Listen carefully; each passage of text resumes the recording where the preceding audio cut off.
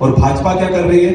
आज के समय में मैं मानता हूं हमारे आदिवासियों की सबसे बड़ी दुश्मन कोई है तो वो भाजपा है, आरएसएस है, ये बड़े बड़े उद्योगपति।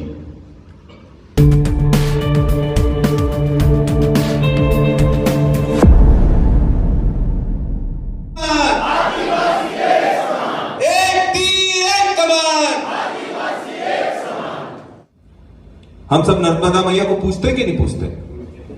सब लोग पूछते। और नर्मदा मैया ये ताकत देती है कि वो बताती है कि भैया अपनी प्रकृति को बचा लो, नहीं तो तुम्हारा हाल भी दिल्ली जैसा हो जाएगा। दिल्ली में क्या चल रहा है? सांस लेने की जगह नहीं है। सिंगरौली में क्या चल रहा है? इतनी खदानें खोल दी है कि आप निकलो दिन में, आप रात तक पूरे कोयले में काले हो जाओगे।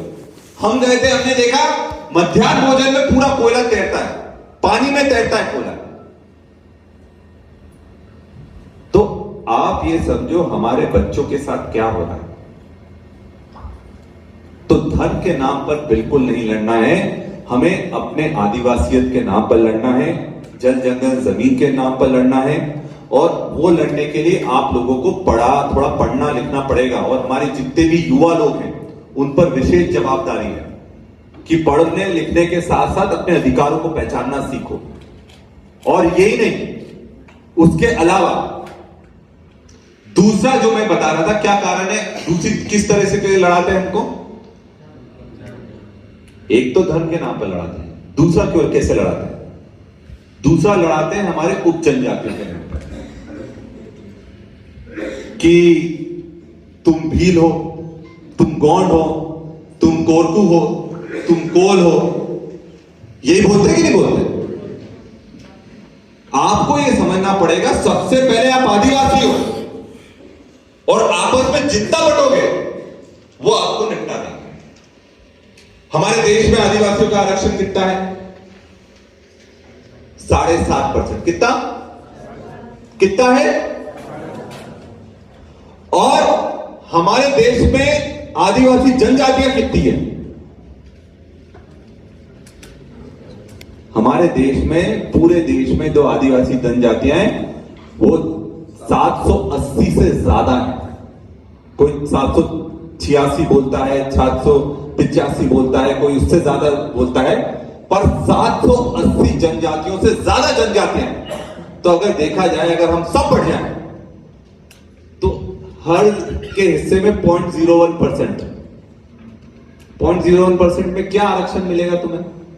मतलब ये हमें बांटकर हमारा आरक्षण खत्म करना चाहते हैं। ये क्यों बांटना चाहते हैं? आरक्षण खत्म करने के लिए।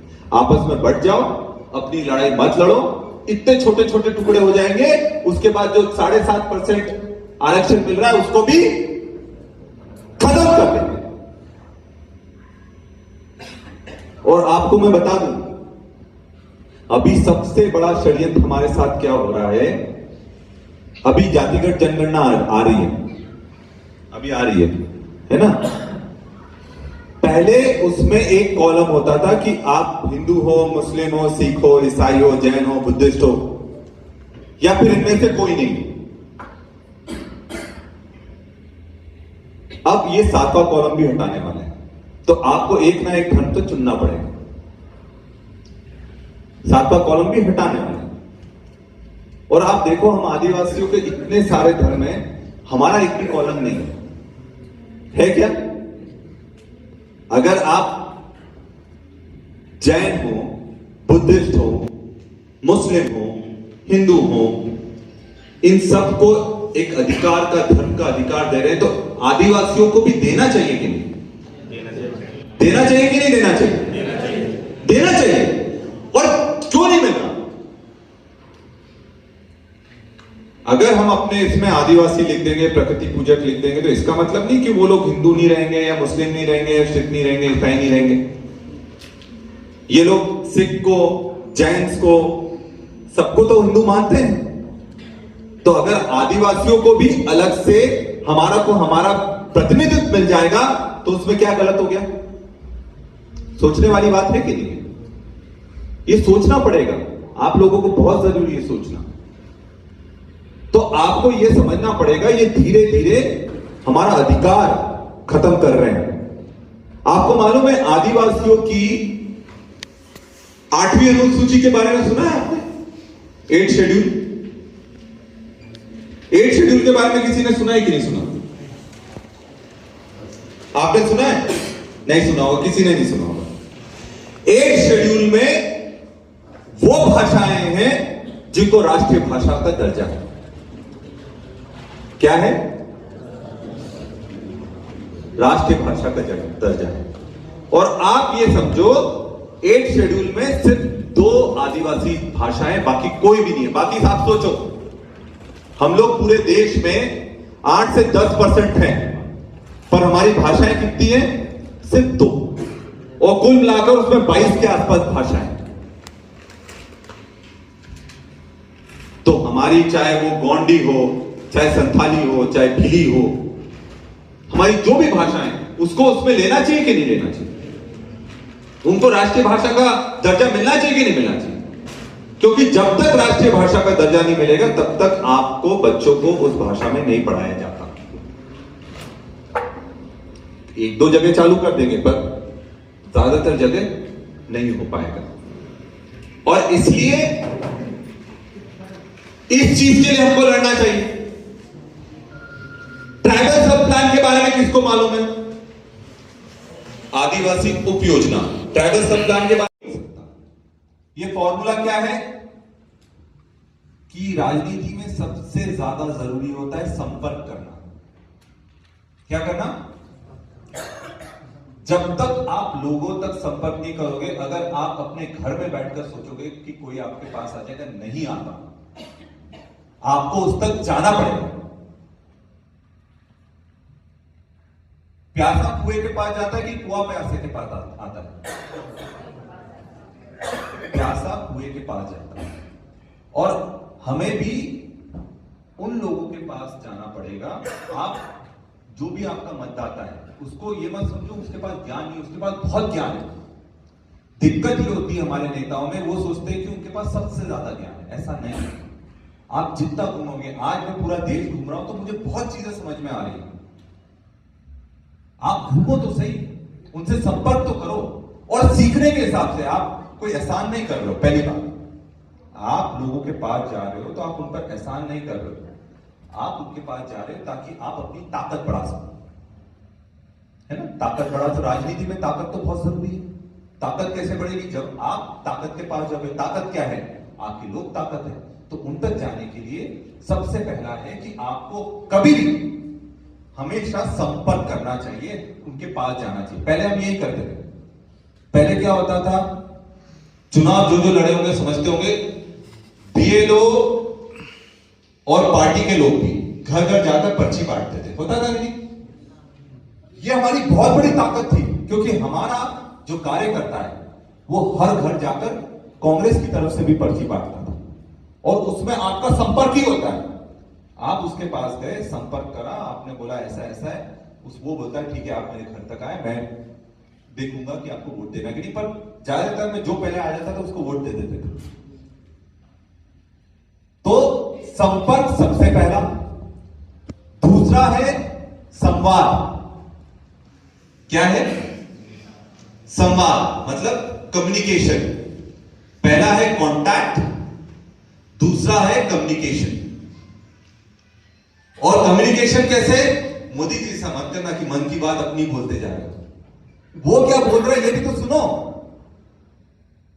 आपने देखा होगा राहुल जी सबसे ज्यादा सुनते हैं, आपने देखा होगा। सब बोलते रहते हैं, बोलते रहते। भारत जोड़ो यात्रा में उन्होंने पूरे देश की सुन ली, और खुद 1 या 2 शब्द बोलते हैं, बाकी पूरी सबकी सुनते हैं।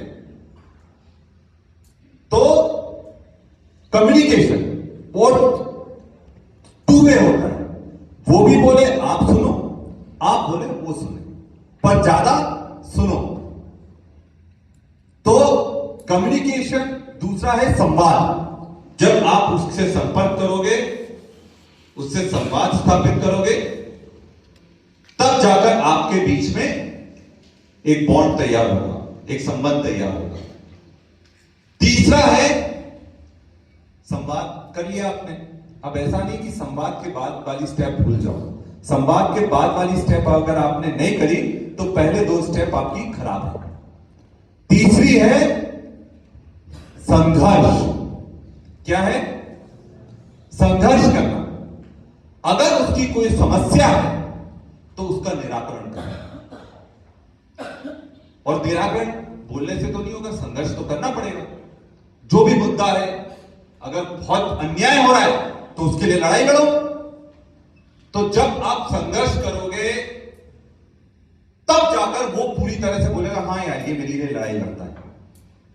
राजनीति में लोग नेता किसको मानते हैं? जो उनके लिए खड़ा रहे। यही बोलते हैं ना, सुख दुख में खड़ा रहे। तो वैसे ही आपको संघर्ष करना पड़ेगा। तो तीसरा है स्ट्रगल, मतलब संघर्ष करना। और चौथा सबसे ज्यादा जरूरी, आपने संघर्ष भी कर लिया, वो आपके लिए समर्पित भी हो गया, पर जो सबसे बड़ी चीज है राजनीति में वो है ये चौथा नंबर पर। क्या है चौथे नंबर पर? समन्वय बनाना। समन्वय बनाना बहुत जरूरी है। अपन ये बोलते ना तेरा ना मेरा, चल अपन ऐसे कर लेते हैं, या फिर अपन बैठकर झुकने को भी थोड़ा तैयार है। देखो, सबसे पहले राजनीति में वो लोग कटते हैं जो झुकना नहीं सीखते। अगर आपने राजनीति में झुकना नहीं सीखा तो आप राजनीति में नहीं खड़े रह पाओगे। झुकना आपको आना चाहिए। और झुकना इसलिए नहीं कि अपनी पूरी इज्जत गिरवी रखती, ऐसा नहीं। झुकना का मतलब यह है कि आप जो सही हो उसके लिए थोड़ा आप भी एक कदम पीछे लो, वो भी एक कदम पीछे ले। तो जैसे कई बार ये होता है कि नहीं, मेरे को तो ये टिकट चाहिए ही चाहिए, छोटा हो बड़ा हो, मैं तो कुछ नहीं करूंगा, मैं तो चुनाव लड़ूंगा। पर जब जब आप निर्दलीय के रूप में चुनाव लड़ोगे, आप अपनी पार्टी को, अपने समाज को तो कमजोर कर ही रहे हो। आप वापस से भाजपा को लेकर आ रहे हो। और भाजपा क्या कर रही है? आज के समय में मैं मानता हूं हमारे आदिवासियों की सबसे बड़ी दुश्मन कोई है तो वो भाजपा है, आरएसएस है, ये बड़े बड़े उद्योगपति। तो इसलिए ये चीज ध्यान रखो, ये चार चीजें कौन कौन सी? संपर्क, बोलो कौन कौन सी चार चीजें? पहली चीज कौन सी है?